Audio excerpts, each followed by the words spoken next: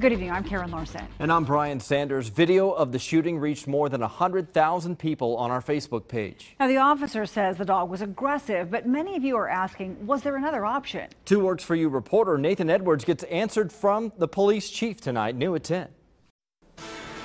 Chief Phillips made one thing very clear tonight. Officer safety comes first, and he says his officer was simply protecting himself. The video difficult to watch. Get back.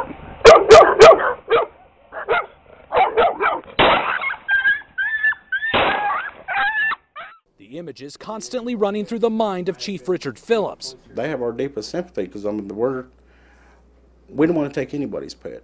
Today his department flooded with angry phone calls. If we could handle things differently, well, then we would. But it's hard to say what we could do in a given situation as they arise. The chief says in the heat of the moment, the officer did what he thought was best to protect himself. In larger cities, dogs are usually handled by animal control. Unfortunately, small towns, we do not have that luxury. City of Morris doesn't have animal control. The chief says there is no set policy in place for how to deal with aggressive dogs. We turn to the experts to learn what's considered best practice. The decision-making process starts even before the officer is looking at the dog's behavior. Janice Bradley with the National Canine Research Council says officers need a calculated plan to protect themselves and the dog, and need to read the animal's behavior. So your default assumption is if a dog is approaching me, he's probably wanting to greet me. Unless the dog's making obvious signs saying back off.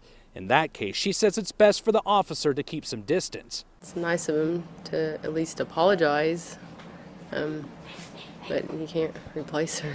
Lisi's owner, Gina Bales, hopes change comes as a result of her nightmare, and she hopes it happens before Lisi's 2 pups grow up. I don't want us to worry about if, they were to get out and something like this happening again to them. The Morris police chief tells me that he is currently seeking out new training opportunities for his officers and hopes to have a new protocol in place in the coming weeks. Nathan Edwards, 2 Works For You.